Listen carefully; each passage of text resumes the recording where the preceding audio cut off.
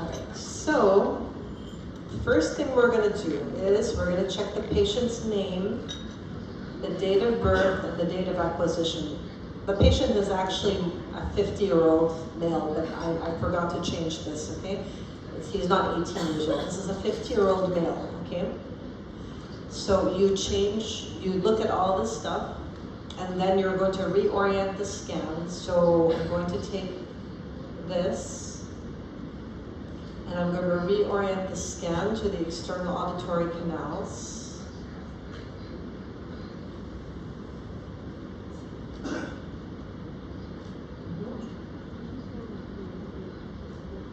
Like that. And then I'm going to reorient the axial, the hard palate to the axial plane like that. Okay? And now I'm going to look at the scan. I'm not going to do the thinking like a radiologist part. I'm going to go straight to trying to tell the patient's story. Okay? So how do I tell the patient's story? I'm going to start by creating a panoramic.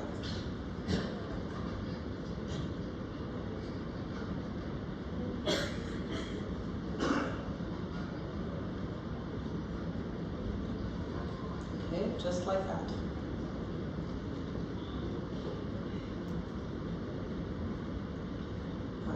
And now I'm going to look at the panel. And I'd like you to take a look right now, all of you. Look at this by yourself. Look at this and talk to your neighbors and see if you can see anything interesting. Okay? Just go ahead and talk to your neighbors. I know you can see it. If you've been listening to me, you can see it. Okay?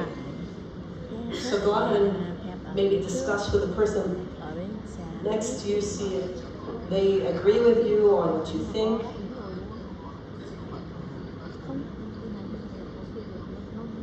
Mình muốn nhìn nó như thế nào là phải xem cái lồi nhất ở cái phía cực trong thấp, nó sẽ cao hơn là cái lồi nhất. Okay, so let's all notice that the teeth are together. Okay? And with the teeth together, we can see that the condyles are not seated in the fossa. Do you guys see this? They're not seated in the fossa. Let's take a look at the TMJs now. Let's create the TMJ cuts.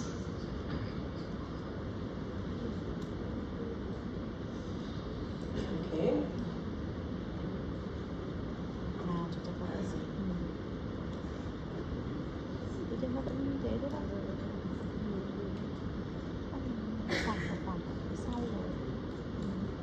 Take a moment to talk to your neighbor about this one.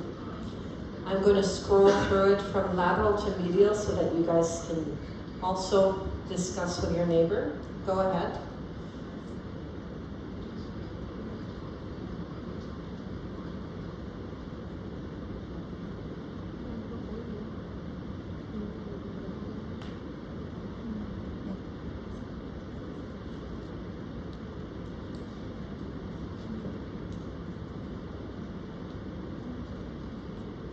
Okay, what do you think? Do you think, first of all, are the contours of the condyle good? Yes.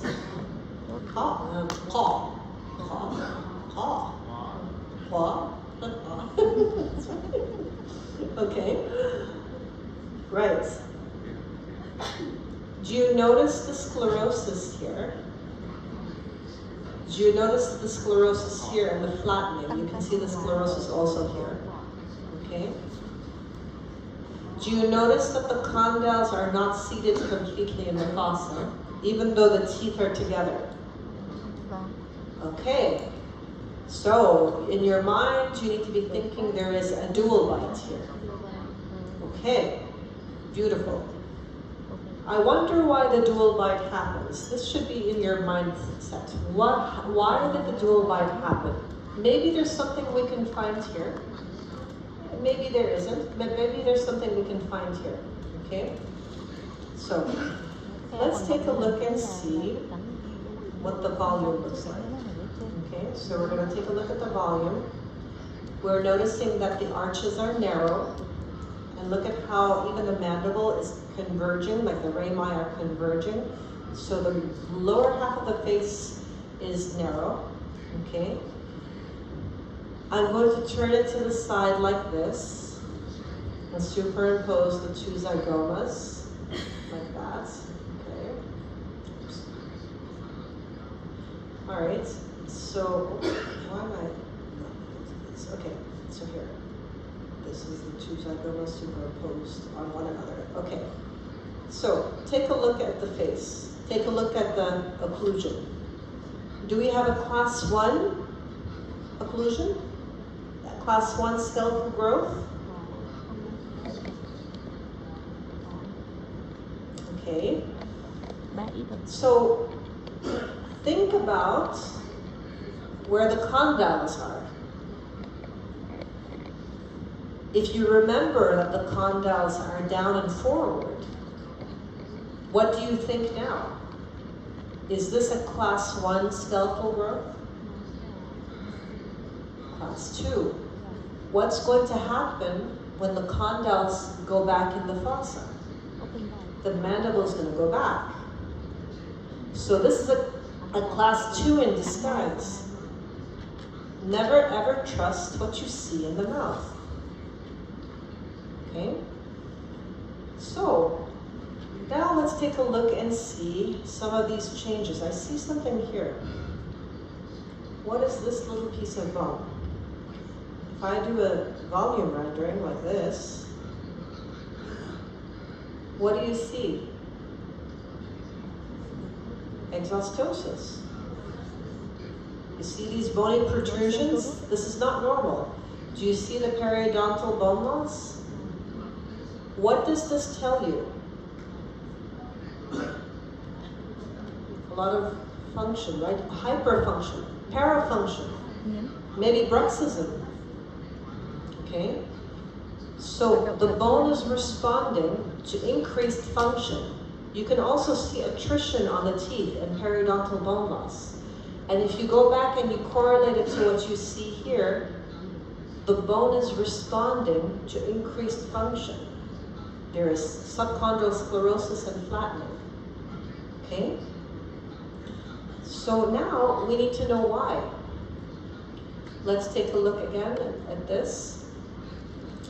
And now what we're going to do is we're going to investigate why. Okay, so we're going to take it to the side like this, and I'd like you to notice that the cervical spine here is forward. I know that maybe you haven't seen so many cervical spines, but this cervical spine is forward. The head is forward.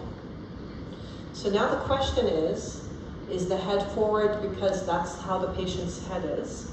Or is it because of a positioning device? Okay? We do have a positioning device, but you have to always look at the patient to see where their natural head posture is. Okay? So when you put the patient in a cone beam CT and you put them on a chin rest, that brings the head forward. If you bring the head back and you do a forehead strap, that's going to bring the head back, and that's going to increase or decrease airway dimensions. When you move the head forward, you increase airway dimensions. When you move the head back, you decrease airway dimensions. Okay, keep that in your mind.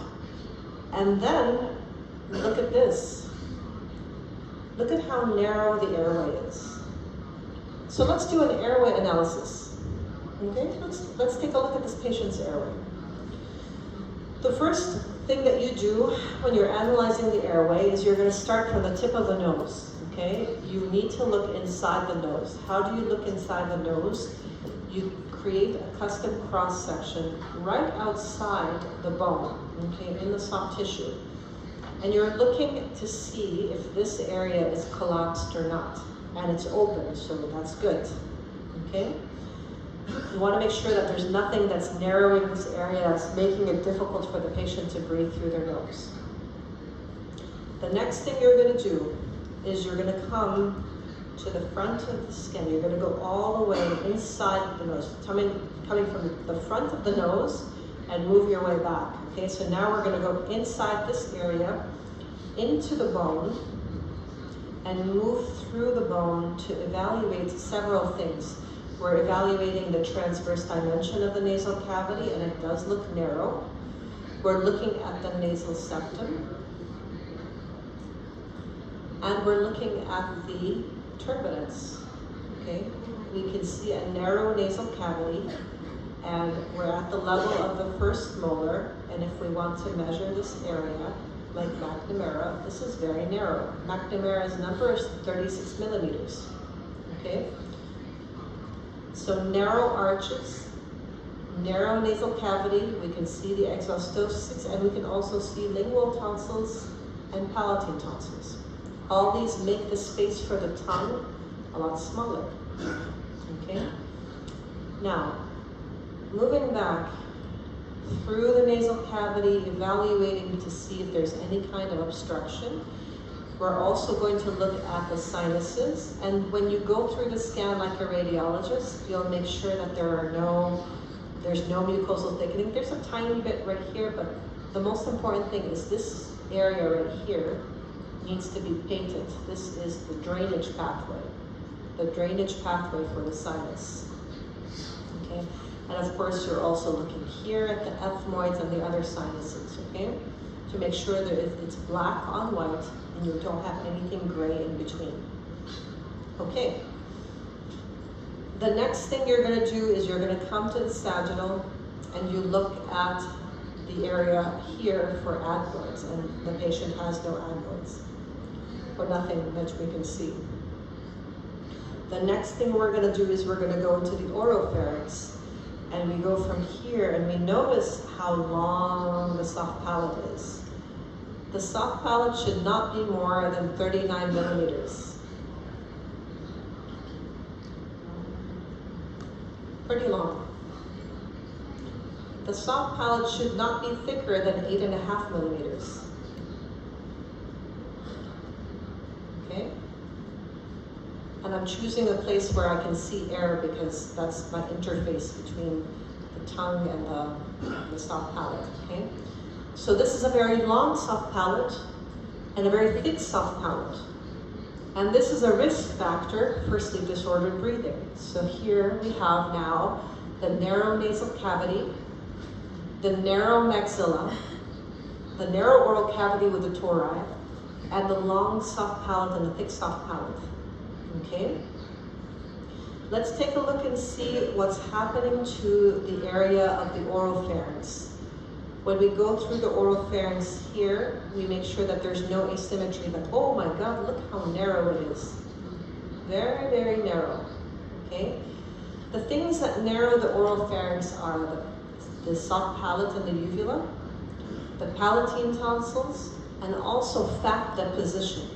When people gain too much weight, there's fat that's deposited inside the walls of the pharynx, and this narrows it, okay? So we're gonna take a look at this patient's pharynx. We're just gonna create a cross-section like this, and this is the length of their soft palate, and we can see, we don't see palatine tonsils, but we see a narrowing. Most likely this is gonna be fat deposition in this area, narrowing this. Okay, so the oropharynx is narrow.